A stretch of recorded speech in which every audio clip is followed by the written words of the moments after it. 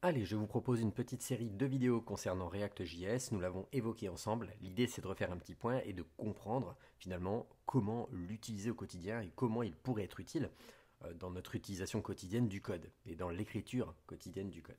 Donc là, ce que je vais faire déjà, c'est créer un premier projet. Donc on l'avait fait ensemble, mais je le répète, on avait créé un projet qui s'appelle React Project. Son objectif est de contenir l'intégralité des projets React que je viendrai créer directement sur mon poste. Donc là, je vais rentrer à l'intérieur. On voit le premier First App qu'on avait créé ensemble. Je vous propose maintenant de créer un second projet ici qui s'appellera Tuto React ou quelque chose comme ça. Donc là, ici, vous allez ouvrir un terminal. Donc sous Windows, hein, vous pouvez faire ce que je fais ici sans aucun problème. Enfin, moi, je vais le faire autrement, mais vous ouvrez directement un terminal à cet endroit. Hop. Donc là, vous vous situez dans le dossier en question.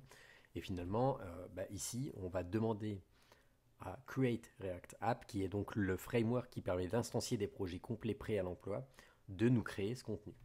Pour ça, la commande c'est npx create React App. Et derrière, on donne le nom de notre projet. Donc on va faire tuto React. À partir de là, vous appuyez sur Entrée. Possiblement, il vous propose d'installer en fait la dépendance Create React App, et du moins le starter kit, on va appeler ça comme ça, hein, l'initialisation du projet. Si c'est le cas, vous dites oui, hein, et vous passez à la suite. Cette partie, en revanche, derrière, va installer l'intégralité des packages, dont les 3 packages nécessaires au Create React App Template, hein, comme on le voit directement ici, qui sont les 3 paquets React, React DOM, React Script. Donc chacun contient une petite partie de l'application React et permet d'accéder en fait à la syntaxe notamment que React propose pour créer des applications orientées composants.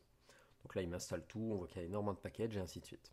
Une fois fini, alors il m'explique qu'il y a quelques commandes que je peux utiliser, on reviendra dessus. Néanmoins, il me suggère surtout de faire un petit CD tutoriel pour me déplacer dans le dossier, et ça c'est hyper important. C'est-à-dire qu'en fait là, on vient de se déplacer dans ce dossier, et c'est bien ce dossier qu'on souhaite ouvrir dans VS Code. Donc là, on peut se faire un petit code point. Ceci va ouvrir VS Code directement au niveau de notre projet. Hyper important, vous voyez que tous les fichiers et dossiers sont à la racine de mon site, c'est-à-dire que je suis bien dans le projet.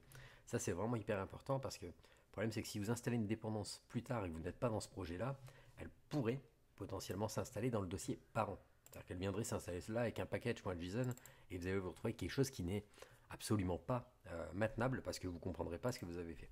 Donc finalement, je dois ouvrir mon projet là où il est. Il s'appelle bien Tuto React, on le voit ici, je vais élargir. On est bien dans le dossier Tuto React. Donc hyper important de le comprendre comme ceci. Ensuite, ce qu'on va comprendre, c'est qu'on a une architecture un petit peu spécifique. D'abord, le node module. Ça, on sait ce que c'est tous les packages nécessaires au fonctionnement du site. Ensuite, on a un dossier public qui contient notamment l'index.html, qui lui est la porte d'entrée de l'utilisateur qui viendra sur le site. Lui, il ne verra que ça. Pour rappel, React, c'est une seule page, hein. On va voir qu'il y a un système de routeur, oui évidemment, mais il y a une seule page qui permet réellement d'afficher le contenu de notre application. Ce sont des single page apps, c'est-à-dire que c'est une application à une seule page. Ensuite, on a un dossier source qui est certainement le plus important parce que c'est là où nous, développeurs, on va avoir notre mot à dire, on va créer en fait tout le système applicatif qu'on possède. Et puis après, on va avoir un git ignore, hein, parce que le projet est déjà à git init, un package lock, un package parce qu'on a installé des dépendances, et un readme qui nous rappelle un petit peu tout ce qu'il faut faire pour pouvoir faire fonctionner React. Donc là, nous, on va s'intéresser pour l'instant qu'à une chose, c'est au fichier app.js et index.js. Très simplement, ce qu'il faut comprendre, c'est qu'ici, j'ai un index HTML. On le répète, qui est la page d'accueil, la page d'arrivée d'un utilisateur. Elle contient qu'un div ID root. Autrement dit, on n'a rien dans ce fichier, on n'a qu'une div vide.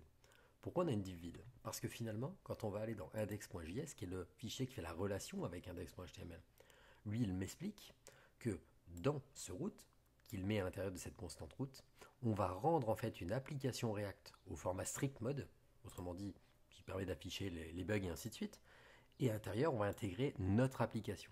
Et notre application, c'est un seul fichier, pour l'instant, hein, du moins, c'est un seul fichier. C'est ce fichier app.js qui contient quoi? Qui contient une fonction qui est elle-même exportée.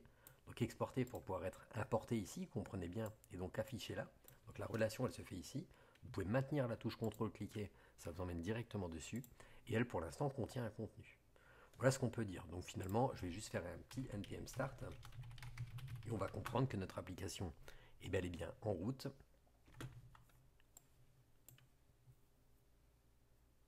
Voilà. Et donc on a notre premier projet React qui est instancié. Donc on va voir ensuite un petit peu comment modifier le contenu de ces pages.